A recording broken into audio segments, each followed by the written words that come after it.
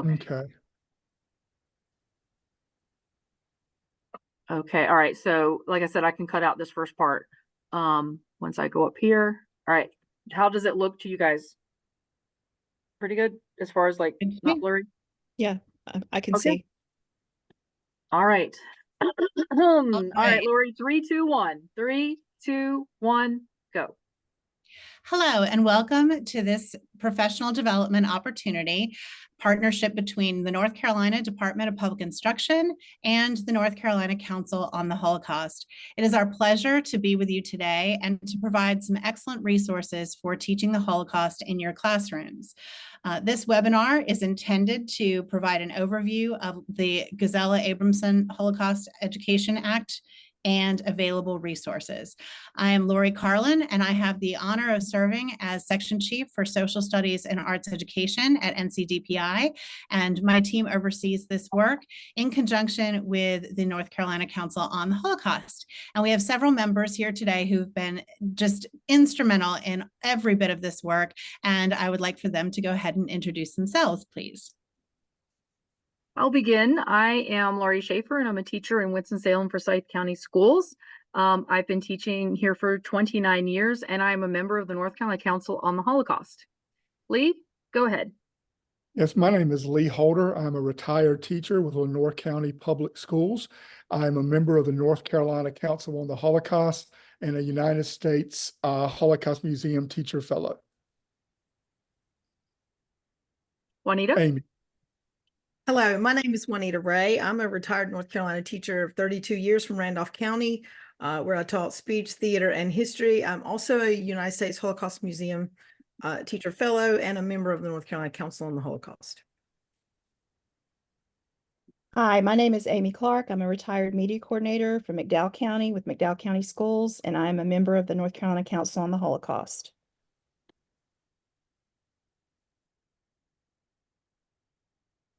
And we will go ahead and get started with our presentation today.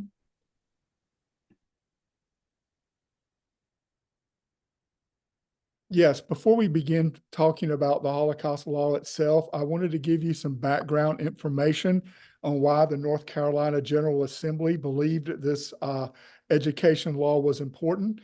In 2020, the U.S. Millennial Knowledge and Awareness Survey administered by the Claims Conference conducted a Holocaust survey in 50 states, all 50 states. And in North Carolina, they found that only 25% of North Carolinians could answer 3 basic questions. Those questions were, number 1, they have definitely heard about the Holocaust. Number 2, they can name at least 1 concentration camp or ghetto. And number 3, they knew that approximately 6 million Jews were murdered. Also, within the same survey, 48% of North Carolinians said that they had seen Nazi symbols in their community or on social media or on in both places. Also, the same survey found that 38% of North Carolinians had seen messages of Holocaust denial or Holocaust distortion. At the same time, 75% of North Carolinians agreed that it was important to continue teaching Holocaust education. Another thing that the General Assembly looked at was the ADL's audit of anti-Semitic incidences. As you can see on the screen, in 2021, there were 136 incidences. And if you look at 2023, that number actually grew with the end of the month after October 7th. There were a total of 455 incidences in North Carolina.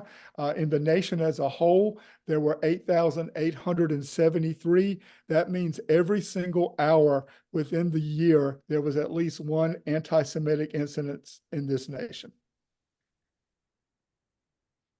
Also, if you look at the Southern Poverty Law Center map here, they track hate and anti-government groups in all 50 states. In 2022, they found that there were 43 such hate and anti-government groups in North Carolina. Looking at our neighbors, there were 30 in South Carolina, 33 in Tennessee, and 43 in Virginia. Also, before we talk about the legislation, I do want to tell you a little bit about the person it is named after. It is named after a Holocaust survivor that moved to North Carolina in the early 1970s. She lived in the Raleigh area, and her name was Gizella Abramson. She began speaking out for Holocaust legislation and for a Council on the Holocaust in 1977, and Governor Hunt established that. We were the first state in the nation to have a Holocaust council.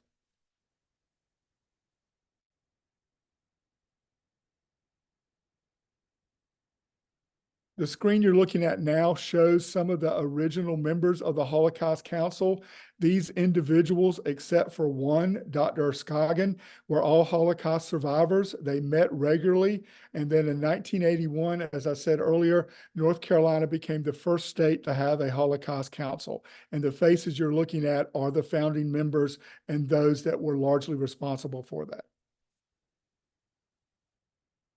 Some personal information about Gizella. I met her in November of 1991. The Gizella you see on the screen is the Gizella that I knew. I went to a workshop put on by the North Carolina Council on the Holocaust. It was in their second year of providing such workshops. And I arrived at the site in Washington, North Carolina late. And I almost did not go into the building because the whole auditorium was filled with teachers. And luckily, I did go in that day because it changed my life. I had to sit in the front row in the middle. I was the very middle seat on the front row. And at 1 o'clock that day, Gizella Abramson walked out and I was mesmerized. It's really hard for me to describe the emotions I felt that day, but I sat there gazing into her eyes the entire hour and a half, 2 hours, and I could feel everything in her expression.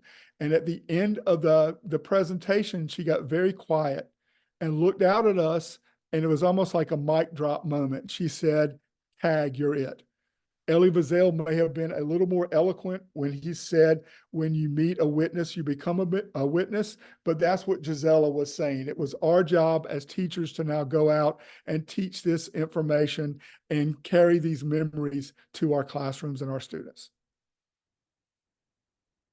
I just want to tell you a couple of things about Gizella. Without going into a lot of detail, she ended up separated from her parents in the town of Luxk, and she always asked me to tell my students two things that happened to her there. One is the idea, and she hated that saying, "Sticks and stones may break my bones, but names will never hurt me." She always said that was the biggest lie that she heard from young people.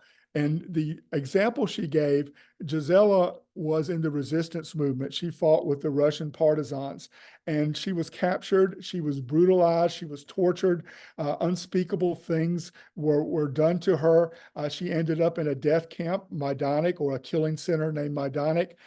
She was at least 3 times sent to the gas chamber, but miraculously was saved. And she said she does not remember any of that pain. It's all gone away. That feeling of being tortured has gone away, but she has not forgotten every time she was called a name. Every time someone looked at her and called her a dirty Jew was seared into her memory, and it hurts even to the end of her life. She still spoke to my students about that pain she felt by being called names. Also, one day she was walking with her uncle Yannick in the gutter. Jews were not allowed to walk on the street or the sidewalk. They were forced to walk in the gutter. And a fellow Jewish citizen walked by her, and they said hello, and then within a few feet Gizella heard a rifle shot. So her uncle grabbed her and pulled her around the corner, and the 2 German guards, the 2 Germans that were there, had shot this man, and they ran over and they were arguing about not hitting the star, and they began making bets on how long it would take this star to die. Not the human being, but the star. Gizella, even at a young age, realized that this young man had just become, this man that was shot was no longer a person. He was just an object. So Gizella always told my students, "May you always walk on the sidewalks." And we knew exactly what that meant. At the end of the war, Gizella escaped the Russian partisan she was working with.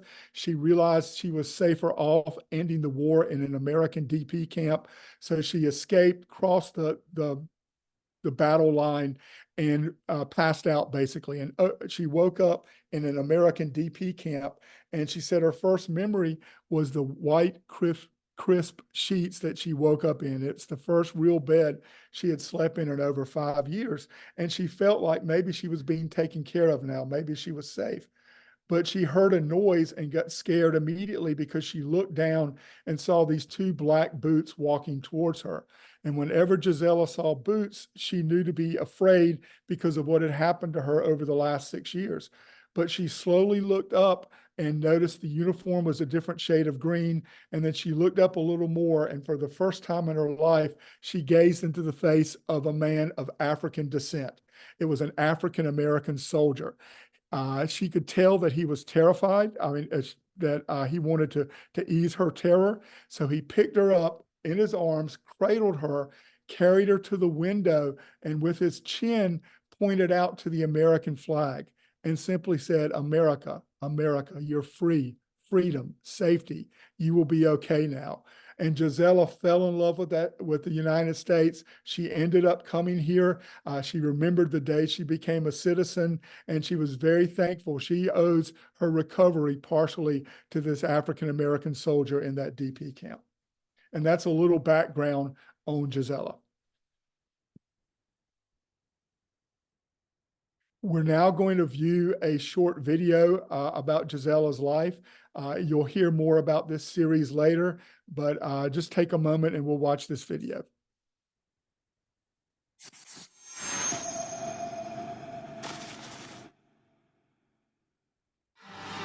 When Nazi Germany invaded Poland, life changed for all Polish people, but especially for those who were Jewish.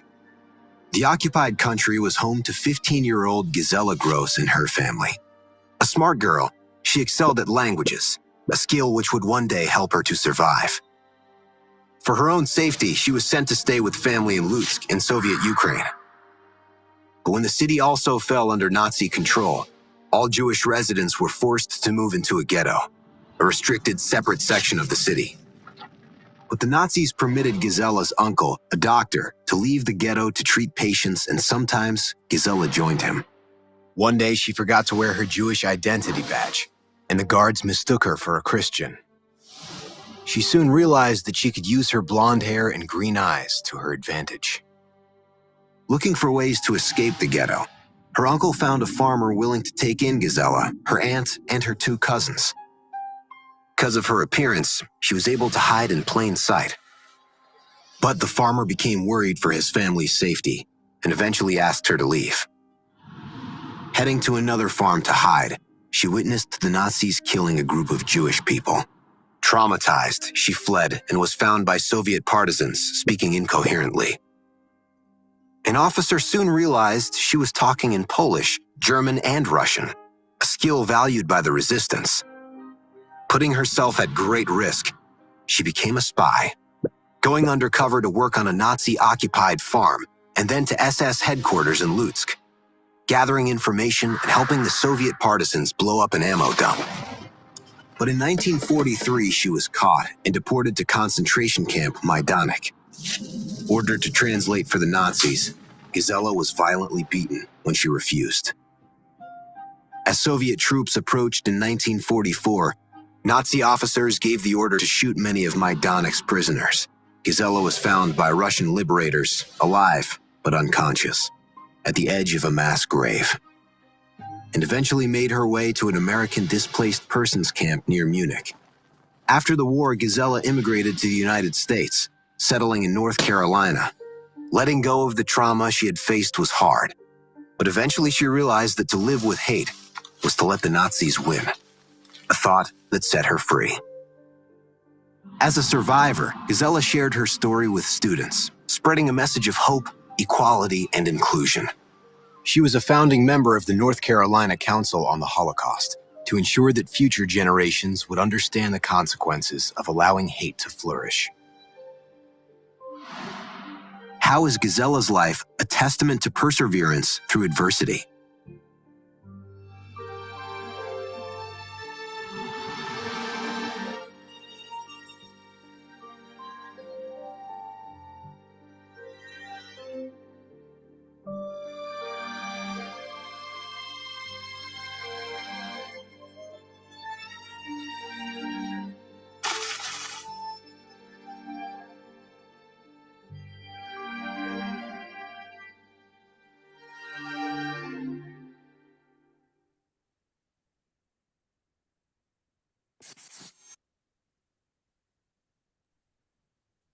Thank you for that background, Lee, and thank you for viewing the video. We have several more like that to share with you, but first I'd like to go into the Gizella Abramson Holocaust Education Act as a piece of legislation.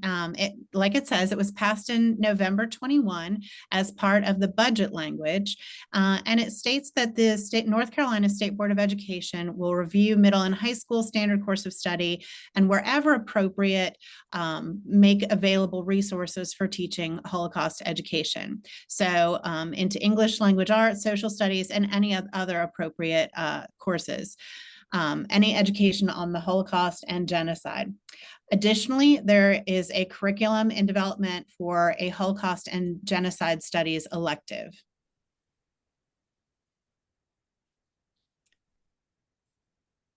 So the elective course is not intended to replace any courses that are currently being offered in schools.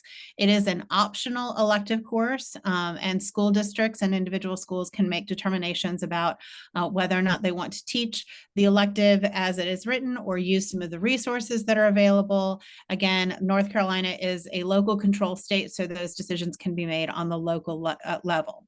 So all of the objectives and course outline will be provided in July. And again, this does not have to replace any existing courses. The animated video series that you saw was a partnership with a company based in the UK called Makematic. And there are 8 of these videos available along with wraparound curriculum resources.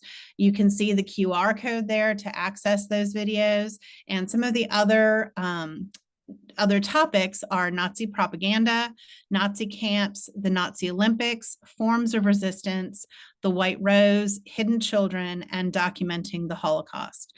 So these resources can be used with those existing standards where we've identified a correlation with Holocaust education. So this can supplement whatever resources you are currently using. And then we have, on our next slide, the History Unfolded project is another partnership that we have done with teachers throughout the state of North Carolina that was originally a partnership with the United States Holocaust Museum and their exhibit entitled History Unfolded. So the idea is, what could Americans have known about the Holocaust as it was happening? And these lesson plans bring this topic into different regions of North Carolina. So it can be very specific areas where you can see, based on our archival access to documents, what was being said in newspapers in your local area, and what people might have understood. And these will be available in July as well. Right, thank you. We're going to move on now and talk about the actual resources that have been developed for teachers to use in social studies and ELA.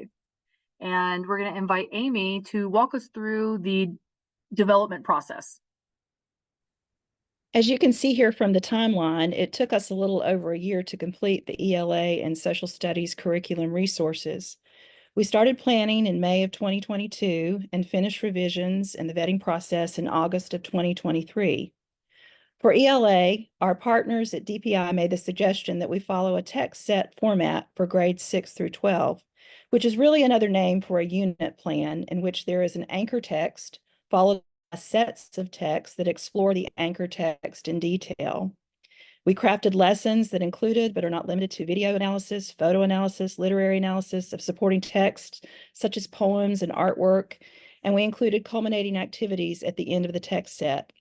Social studies had to take a bit of a different path due to how their curriculum is structured, so they created a standards-based list of resources for each course, with the exception of personal finance. From start to finish and throughout this process, numerous partners vetted these resources we were drafting and curating. In June of 2022, approximately 50 teachers from various counties across the state met in Raleigh to begin giving input on our initially curated resources for ELA and social studies. We were in partnership throughout this process with historians at the United States Holocaust Memorial Museum, who provided feedback on historical content as well as pedagogy. Our partners at DPI provided invaluable feedback throughout this process, as well as with suggestions on how to incorporate the standards into the lessons, how to structure our resources and lessons, and what format would work best for grades 6 through 12 learners. The final vetting process came from teachers across the state who actually taught the content using these resources, and they provided us with invaluable feedback on what worked and what could be improved upon. We also had hundreds of students complete a survey to share their thoughts on how these resources enhance their educational experience, and they also provided suggestions for improvement as well. So as you can see, this process took time to develop, to revise, and to equip teachers with the best possible Holocaust educational curriculum resources we could.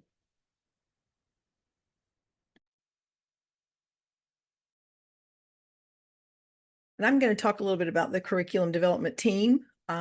There were 6 of us on this team working in conjunction with NCDPI. All of us are either current or retired teachers. All of us are members of the North Carolina Council on the Holocaust, and these are our credentials. On the English side, there were 3 teachers on that team, 2 retired and 1 currently in the classroom. All 3 of those teachers are nationally board certified. 2 of the 3 of those teachers are USHMM teacher fellows. All 3 of them have taught a Holocaust elective course, a semester-long course. Combined, they have 89 years of teaching experience and 70 years of Holocaust teaching experience. On the social studies team, we also had 3 people on our team, 2 retired teachers and 1 currently in the classroom. 2 of the 3 of those teachers also are nationally board certified. 2 of the 3 are USHMM teacher fellows. All 3 teachers have taught a semester or year-long Holocaust elective course. Combined, we have 76 years of teaching in the classroom and 55 years of teaching the Holocaust. Thank you, Juanita. So we're going to talk about the specific resources for each of the areas, beginning with ELA. And Amy mentioned earlier that we used something called text sets to be able to organize the resources, and worked with NCDPI to make sure that these were relevant for teachers and use the standards to be able to give those standards-based lessons. I'm going to ask Amy to talk about the middle school standards-based text sets, and I'll talk about the high school. Amy, can you kind of give us a little bit of an overview of the 6th, 7th, and 8th grade? Sure. The Devil's Arithmetic we chose in 6th grade because we knew that many teachers would hopefully have class sets of Devil's Arithmetic. It's taught a lot in 6th grade. And it is our only fictional account. It's historical fiction that we have for our text sets, but we thought it would be a good introductory way to get students to engage with this material at such a young grade level. The Boy on the Wooden Box is about a Schindler, a boy who was a Schindler's Jew who was saved by Oskar Schindler. In 7th grade, we have diary entries from salvage pages. We feature Klaus Langer's diary, and Parallel Journeys, which is a memoir divided between a Holocaust survivor and an unusual perspective of a child whose father, he was in the Hitler Youth. And Diary of the Young Girl, of course, is Anne Frank, because many people teach Anne Frank in 8th grade. It is based thematically rather than the entire work in itself. I chose themes. That was one of the ones that I was responsible for curating.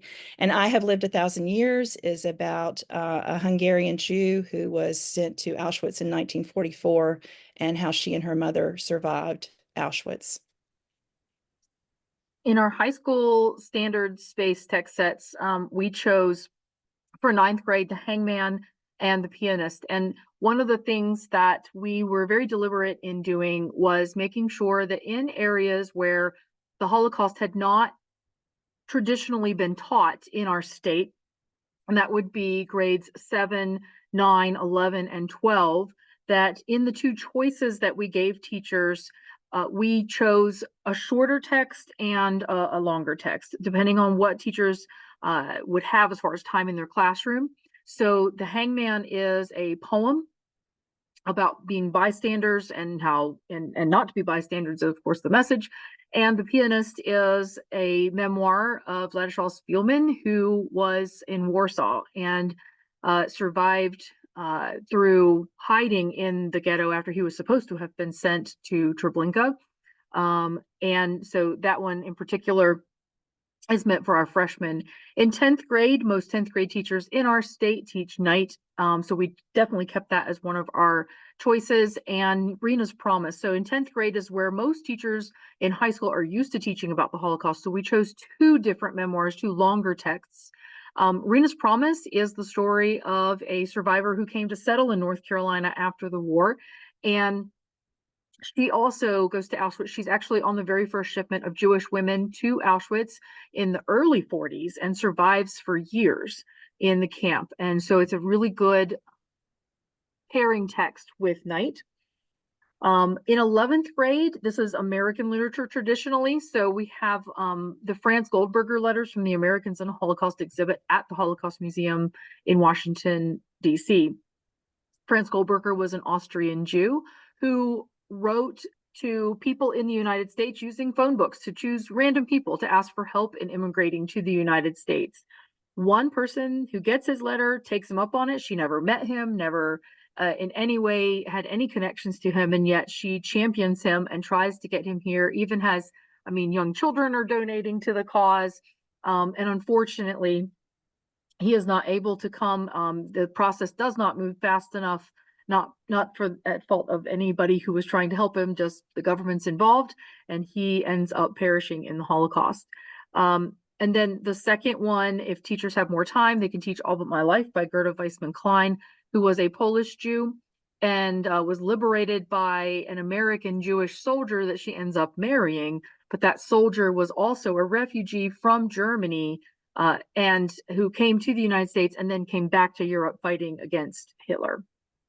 In 12th grade, this is our culminating text set where we want our seniors to be able to reflect on all that they have learned in this vertically teamed plan that we have to walk students through the history and the literature of Holocaust.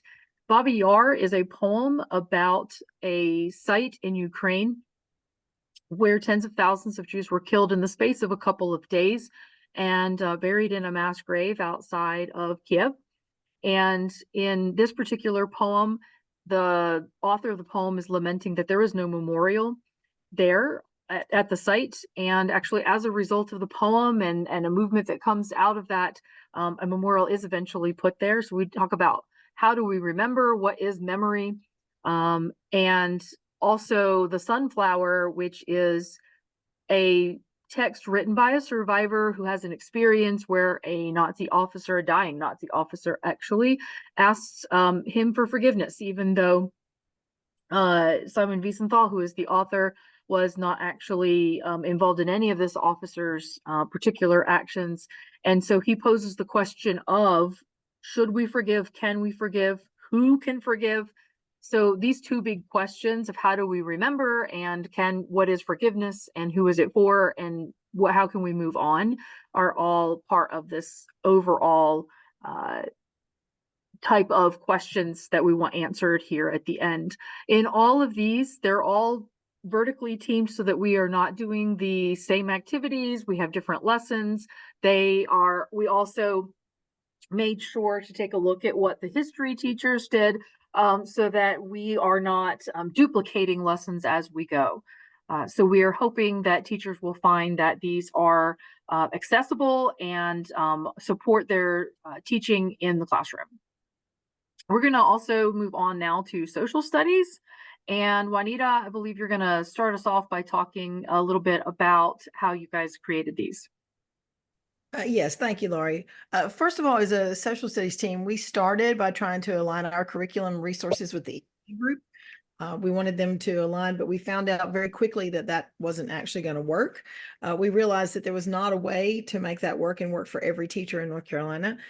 We realized that every single teacher in the state of North Carolina could and probably does sequence and teach their courses differently. Some, for example, teach chronologically, some teach thematically. Even within PLCs, every classroom is different. So in order to allow teachers to remain autonomous and not add one more thing to your plate, we took a different route.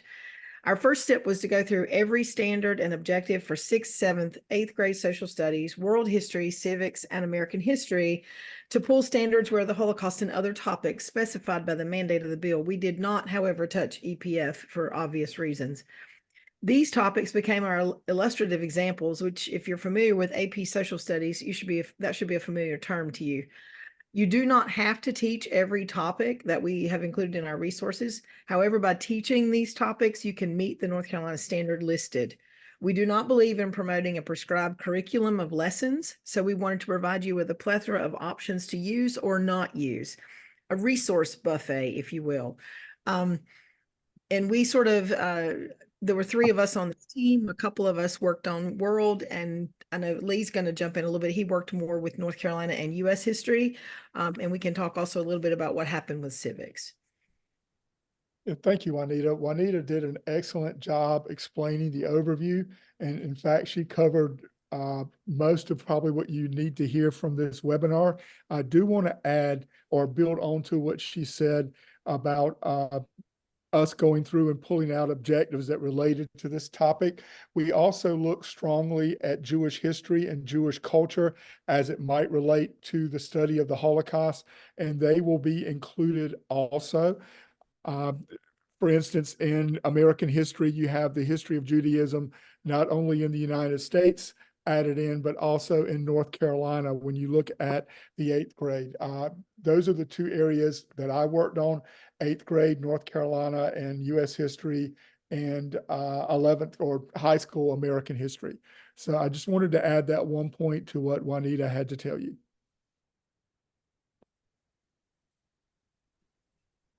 And Lori, did you want to pick it up from there, or? Sure, I'm happy to. Thank you all so much for sharing those resources. They are wonderful, and I think that they are really going to help teachers and students connect with this information. So thank you for attending this webinar, and we hope that you leave with a better understanding of the Gizella Abramson Holocaust Education Act and the resources that are available to support that education. We will certainly be continuing to develop resources and professional development. There will be some training provided at NCAT and some ongoing training provided by the North Carolina Council on the Holocaust. Please feel free to use the links throughout the presentation to access the resources and any additional information. And if you have any further questions, please feel free to reach out to me, Lori, or any member of the team. Thanks again for attending. Lori, before we sign off, can Lori Schaefer, Lori, were you going to show a few things on the website? Sure. I just wanted to very quickly talk about where you can find some of this information on NCDPI's website. And these are embedded in the presentation, as well as the curriculum resources here on the council's website. So just real quickly, that's what it's going to take you to. And I want to thank everybody for participating in the webinar today. And we hope to that you were able to find all the information that you might have needed to answer some of those important questions that you may have. All right. Thank you very much. And we'll stop. Okay.